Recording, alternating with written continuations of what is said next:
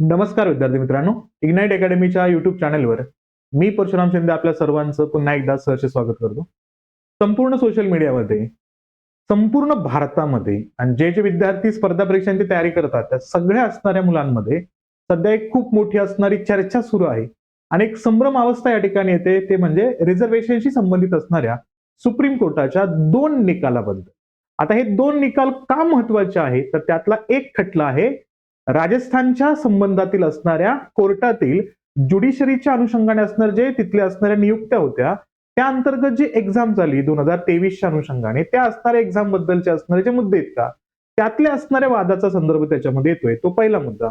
आणि दुसरा असणारा केस आहे तो आहे कर्नाटकाचा, पण तो असणारा मुद्दा आहे 2013च्या असणाऱ्या IFS ची असणारी जी एक्झाम आहे का, UPSCच्याच अंतर्गत असणारी इंडियन फॉरेस्ट सर्व्हिसेसची असणारी एक्झाम, त्यामध्ये झालेल्या असणाऱ्या रिझर्वेशनचा जो असणारा बेनिफिट घेतलेला आहे त्याच्या वादाशी संबंधित आहे. म्हणजे राजस्थानच्या बाबतीमध्ये पाहिलं तर हायकोर्ट किंवा डिस्ट्रिक्ट कोर्ट असेल आणि त्याच्याशी कनेक्टेड असणाऱ्या ज्या इतर संस्था असतील त्यांच्या अंतर्गत जे ज्युडिशियल असणाऱ्या ज्या एक्झाम आहेत त्याच्या अंतर्गत झालेल्या असणाऱ्या भरती संदर्भातला वाद आहे. आणि कर्नाटकाच्या बाबतीमध्ये पाहिलं तर UPSC मधल्या असणाऱ्या इंडियन फॉरेस्ट सर्व्हिसच्या अंतर्गत झालेल्या सिलेक्शनच्या आणि त्याच्यानंतर जे काही त्यांना केडर अलोकेट केलेत त्यामध्ये झालेला असणारा मुद्दा जो आहे का त्याच्याशी संबंधित दोन्ही खटलेत, जे राजस्थानचा खटला या ठिकाणी आपल्याला डिसेंबरच्या 2025 मध्ये सुप्रीम कोर्टाने निकाल देताना दिसतो आणि आता जानेवारीच्या कालखंडामध्ये आपल्याला या ठिकाणी कर्नाटकाशी संबंधित असणारा खटला सुप्रीम कोर्ट या ठिकाणी निकाली देताना दिसतो. काय आहे मूळ मुद्दा, एक्झॅक्टली काय होत आहे, त्या सगळ्या गोष्टी आपण एकदम व्यवस्थित पद्धतीने या असणाऱ्या सेशन मध्ये बघून घेऊया. आणि जर तुम्ही या चॅनलवरती नवीन आला असाल तर या ठिकाणी आपल्या असणाऱ्या युट्यूब चॅनलला सबस्क्राईब करा आणि बेल आयकॉन क्लिक करून ठेवा, जेणेकरून अशा असणारे सगळे नवीन कंटेंट हे तुम्हाला वेळोच्या वेळी त्या ठिकाणी मिळत राहावी. या अनुषंगाने तुम्हाला ते सबस्क्राईब करायचं आहे. ठीक आहे. काय आहे सुप्रीम कोर्टाचा असणारा हा महत्वाचा निर्णय, ऍक्च्युअली 2 निर्णय आहेत, त्या दोन्ही निर्णयांचा मुद्दा या ठिकाणी आपण डिस्कस करूया. मग पहिला रेफरन्स येतो तो म्हणजे कुठल्या या ठिकाणी, तर राजस्थानशी संबंधित असणाऱ्या केसचा उल्लेख याच्यामध्ये करायचा आपल्याला, तो इथं लक्षात ठेवू. काय आहे मूळ मुद्दा हे पहिल्यांदा समजून घ्यायचं आपल्याला या ठिकाणी. ठीक आहे. केस काय व्यवस्थित आहे का, केसचा रेफरन्स पाहिला तर इथं ऑगस्ट 2022 असणारी एक्झाम आहे, जे 23 ला कम्प्लीट होताना दिसते आपल्याला प्रोसेस, त्या असणाऱ्या एक्झामचा उल्लेख केला तर 2756 पद होती या असणाऱ्या अंतर्गत. कुठं तर ते होते ज्युनियर ज्युडिशियल असिस्टंट आणि क्लर्क होते, ग्रेड 2 ची असणारी एक्झाम आहे हायकोर्टामध्ये, डिस्ट्रिक्ट कोर्टामध्ये आणि त्याच्या असणाऱ्या अलाइड इन्स्टिट्यूशन साठी या असणाऱ्या पदांची भरती होती.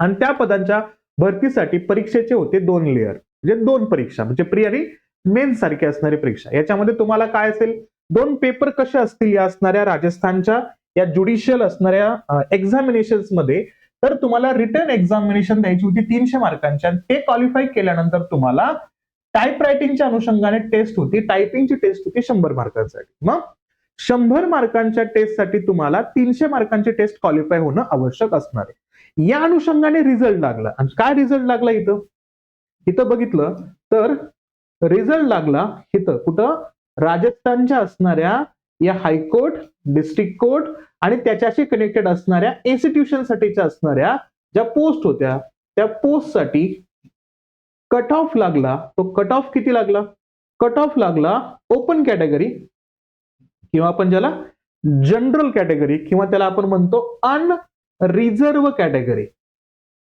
हाच मुद्दा सध्या खूप चर्चेमध्ये आहे, या एका शब्दावरनं वाद सुरू आहे. याचा कट ऑफ लागला 196 मार्कांचा. ओके.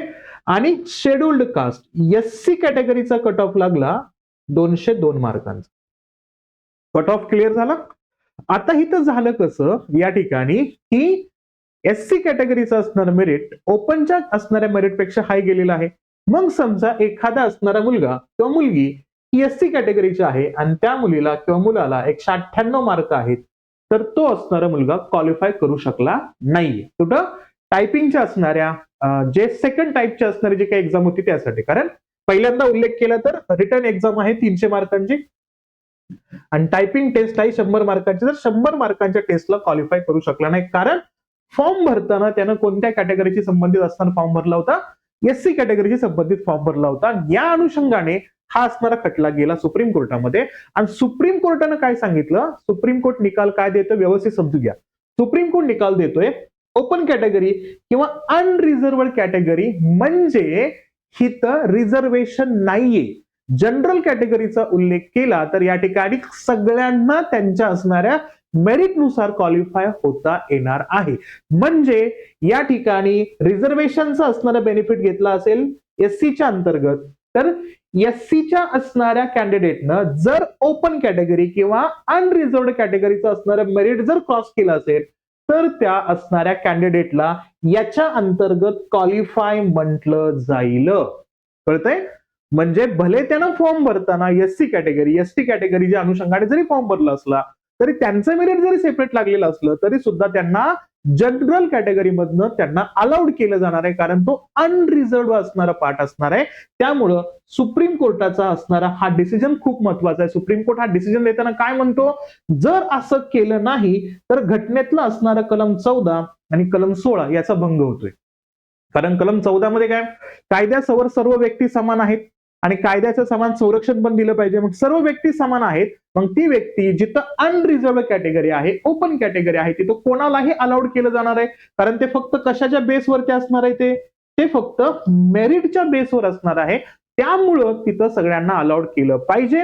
मग इथं सार्वजनिक नोकऱ्यांमध्ये समान संधीचा उल्लेख येतो या ठिकाणी कलम नंबर 16 मध्ये. मग समान संधी दिली पाहिजे की नाहीये हा मुद्दा येतोय. त्यामुळे इथं अलाउड केलं सुप्रीम कोर्टाच्या निकालानं की जे असणारे एससी कॅटेगरीचे विद्यार्थी 196 पेक्षा जास्त मार्क आहेत पण 202 पेक्षा कमी आहेत त्यांना अनरिझर्व्ड किंवा ओपन कॅटेगरी मधून क्वालिफाय केलेलं आहे. सिंपल. पहिला मुद्दा, राजस्थानशी संबंधित असणाऱ्या मुद्द्यामध्ये ओपन कॅटेगरी, जनरल कॅटेगरी, अनरिझर्व्ड कॅटेगरीचा उल्लेख केला तर तिथं फक्त जे रिझर्वेशन ज्यांना मिळालं नाहीये अशा कॅटेगरीचा उल्लेख नाहीये. ज्यांना रिझर्वेशन मिळाले ते सुद्धा मेरिटच्या बेसवरती इकडे येऊ शकतात असा डिसिजन दिलाय सुप्रीम कोर्टानं. हा पहिला मुद्दा इथं लक्षात ठेवायचा. अति महत्वाचा पार्ट आहे चर्चेमधला पहिला पार्ट या ठिकाणी. आणि इथं निकाल देत असताना काय सांगितलं, कोणत्या दोन कलमांचा भंग होऊ शकतो या ठिकाणी, कलम 14 आणि 16. त्याच्यामुळे त्यांना जनरल कॅटेगरीच्या अंतर्गतचा असणारा कट ऑफ त्या ठिकाणी लागणार आहे. तो तिथं आवश्यक पद्धतीनं त्यांना मेरिटमध्ये बसत असतील तर त्यांना क्वालिफाय केलं जाणार आहे. हा असेल पहिला खटला. आता दुसरा जो खटला आहे ना, जो सुप्रीम कोर्टाने निकालात आणला, याच्यावरती सगळ्यात जास्त वाद सुरू आहे हे लक्षात घ्यायचं. आणि हा खटला आहे कुठला, तर हा खटला आहे कर्नाटक राज्याशी संबंधित. कसा आहे तो सिंपल मुद्दे आता थोडंसं ऐका. आता कर्नाटकच्या अनुषंगाने पाहिलं तर थोडासा मुद्दा लक्षात घ्यायचा या ठिकाणी. इथं 2013च्या असणाऱ्या युपीएससीच्या एक्झामच्या बद्दलचा मुद्दा या ठिकाणी आहे. काय झालं होतं तर 2013ला युपीएससीच्याच अंतर्गत त्या ठिकाणी होते IFSचे असणारे एक्झामिनेशन. ओके, इंडियन फॉरेस्ट सर्व्हिसेसच्या अनुषंगाने एक्झाम होते आणि त्या एक्झाम मध्ये दोन मुलं क्वालिफाय करतात प्रीची परीक्षा. प्रीची परीक्षा क्वालिफाय करतात दोन मुलं. त्याच्यामध्ये जी किरण हा असणारा जो स्टुडंट आहे तो एससी कॅटेगरीच्या अनुषंगाने एससी कॅटेगरीच्या अंतर्गत पाहिलं तर तो क्वालिफाय करतो. किती मार्काने या ठिकाणी, 247.18 मार्काने त्या ठिकाणी तो क्वालिफाय करतो. आता नीट आहे का, प्रिलियम्स मध्ये जनरल कट ऑफ किती लागतोय, 267 मार्काचा. जनरल कट ऑफ किती आहे, 267 मार्काचा. आणि एससीचा कॅन्डिडेटचा असणार कट ऑफ किती आहे, 233 मार्काचा. ठीक आहे, आता पुढे नीट आहे का, याच्यामध्ये जी किरणला किती मार्क मिळाले या ठिकाणी, 247. आणि तो एससी कॅटेगरी असल्या कारणानं तो क्वालिफाय केला, कारण एससी कॅटेगरीचा कट ऑफ किती लागलाय, 233. आणि जनरल कॅटेगरीचं मेरिट किती लागलंय, 267. तर जनरल कॅटेगरीमध्ये अँटनी मरियप्पा या असणाऱ्या स्टुडंटला मिळाले मार्क किती, 270.68. तो विद्यार्थी जनरल कॅटेगरी मधनं क्वालिफाय करतो. नीट आहे का, एससी कॅटेगरी मधनं जी किरण क्वालिफाय करतो, जिथे एससी कॅटेगरीचं मेरिट आहे 233, त्याला मार्क पडले 247.18. जनरल कॅटेगरीचं मेरिट लागलेलं आहे 267. आणि त्या ठिकाणी या असणाऱ्या व्यक्तीला, कोणाला, अँटनी मरियप्पाला मार्क मिळाले इथे किती, 270.68. म्हणजे दोघांनी आपापल्या असणाऱ्या पद्धतीनं, म्हणजे किरणनं एससी कॅटेगरीचं असणारं बेनिफिट घेऊन त्या ठिकाणी प्री क्वालिफाय केला, मेन्सला गेलेला आहे. आणि या ठिकाणी उल्लेख केला तर अँटनी सुद्धा जनरल कॅटेगरीचं असणारं मेरिट क्वालिफाय करतोय आणि तो सुद्धा मेन्सला जातोय. आता दोघांनीही मेन्स दिली आणि दोघांनीही मेन्स दिल्यानंतर दोघांचा इंटरव्ह्यू होतो आणि त्यानंतर दोघांचे असणारे फायनल सिलेक्शन होतं.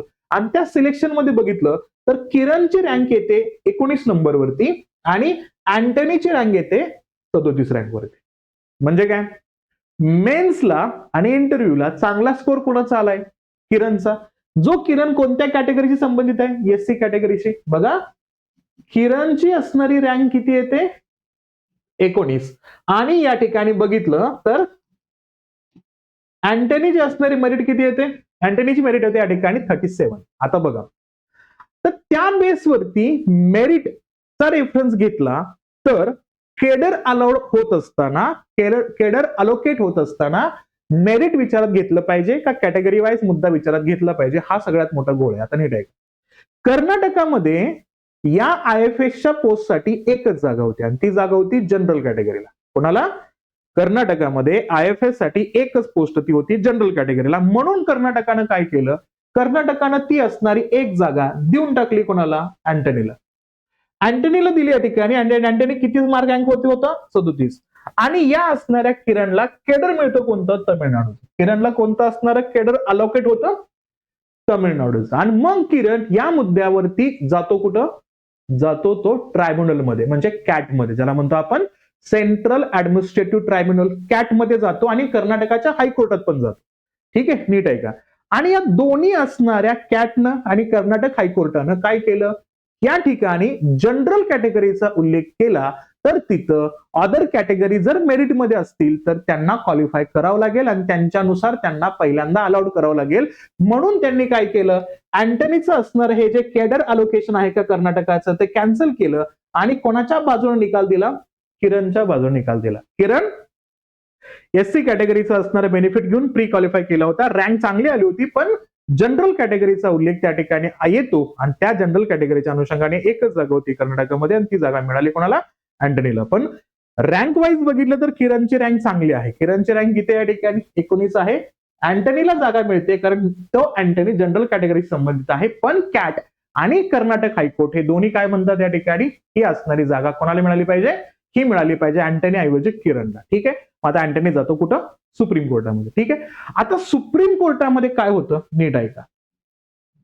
सुप्रीम कोर्टामध्ये काय केलं जातं? सुप्रीम कोर्ट या असणाऱ्या कर्नाटक हायकोर्टाचा आणि कॅटचा असणारा जो निकाल आहे का तो कॅन्सल करतो. म्हणजे काय? त्या ठिकाणी सुप्रीम कोर्ट असं म्हणतो की एखाद्या असणाऱ्या कॅन्डिडेटनं परीक्षेच्या कोणत्याही स्टेजवरती जर कॅटेगरीचा बेनिफिट घेतला असेल तर त्या असणाऱ्या व्यक्तीला त्याच कॅटेगरीशी संबंधित असणाऱ्या पुढच्या बेनिफिट मिळत जातील. त्याला डबल त्या ठिकाणी जनरल कॅटेगरी मधनं कन्सिडर केलं जाणार नाही. म्हणून तर सगळ्यात महत्वाचा मुद्दा या ठिकाणी असा चर्चेमध्ये येतोय की युपीएससीचा फॉर्म भरत असताना एससी, एसटी, ओबीसी आणि महिलांचा उल्लेख केला तर 100 रुपये त्यांना फी द्यावी लागत नाही. फ्रीमध्ये फॉर्म भरून घेतले जातात. आणि जनरल कॅटेगरीमध्ये असाल तर तुम्हाला 100 रुपये फी भरावी लागते.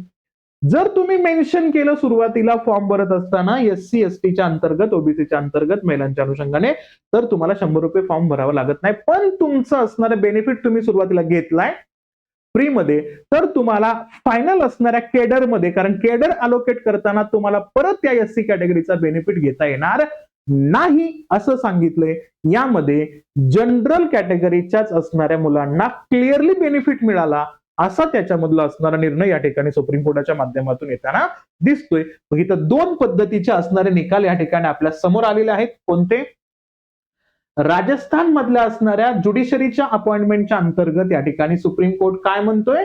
सुप्रीम कोर्ट म्हणतोय या ठिकाणी जनरल कॅटेगरी किंवा ओपन कॅटेगरी हे काय असेल या ठिकाणी?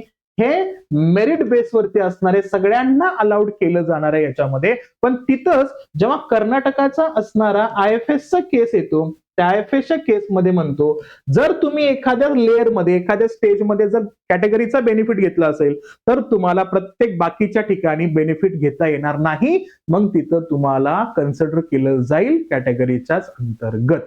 मग तिथं किरणची असणारी जी पोस्टिंग कर्नाटक हायकोर्टानं आणि कॅटनं मंजूर केली होती ती कॅन्सल होती आणि परत एकदा केडर कर्नाटकाचं कोणाला मिळतं? अँटनीला मिळतं. तुम्ही या दोन्ही केसेस बद्दल सुप्रीम कोर्टानं जो निकाल दिलेला आहे त्याबद्दल तुमचं मत काय हे नक्की कमेंट सेशन मध्ये देण्याचा प्रयत्न करा. बघूया आपल्याला काय वाटतं काय नाही या गोष्टी या ठिकाणी आपण समजून घेण्याचा प्रयत्न करू. ठीक आहे, म्हणजे काय झालं? सर्वसाधारण प्रवर्ग या संकल्पनेवरील सर्वोच्च न्यायालयाच्या 2 निकालांनी हेच अधोरेखित केलंय. जर एखादा आरक्षित प्रवर्गातील उमेदवार कोणत्याही सवलतीचा किंवा सुटीचा लाभ न घेता सर्वसाधारण प्रवर्गातील उमेदवारांपेक्षा चांगली कामगिरी करत असेल तर अशा उमेदवाराला सरकारी नोकऱ्यांच्या भरती प्रक्रियेत सर्वसाधारण यादीसाठी स्पर्धा करणारा मानलं जाईल. बेनिफिट घेतला नसेल तर कॅटेगरीचा, बेनिफिट घेतला असेल युपीएससीच्या बाबतीमध्ये तर त्याला जनरल कॅटेगरीमध्ये कॉम्पिट करता येणार नाही. हा असणारा एक मुद्दा कर्नाटकाच्या अनुषंगाने येतो, हे लक्षात घ्यायचं. मग 19 डिसेंबरला सुप्रीम कोर्टानं राजस्थानच्या बाबतीमधला निकाल दिला आणि 6 जानेवारीला कर्नाटकाच्या बाबतीमध्ये हा निकाल दिला. या अनुषंगाने हे दोन्ही खटले चर्चेमध्ये येत आहेत, खूप महत्वाच्या पद्धतीने गाजतायत, हे लक्षात ठेवणं आवश्यक असणार आहे. सोबत आपल्याकडे सहाय्यक आयुक्त, असिस्टंट कमिशनरची असणारी नवी मुंबईची, महानगरपालिकेची असणारी बॅच आपल्याकडे आहे, असिस्टंट कमिशनर होण्याची असणारी खूप मोठी असणारी ऑपॉर्च्युनिटी तुमच्या समोर आहे. 4 फेब्रुवारीपर्यंत तुम्ही याचे फॉर्म भरू शकता. 5 जागा आहेत, या अनुषंगाने आपली बॅच आहे.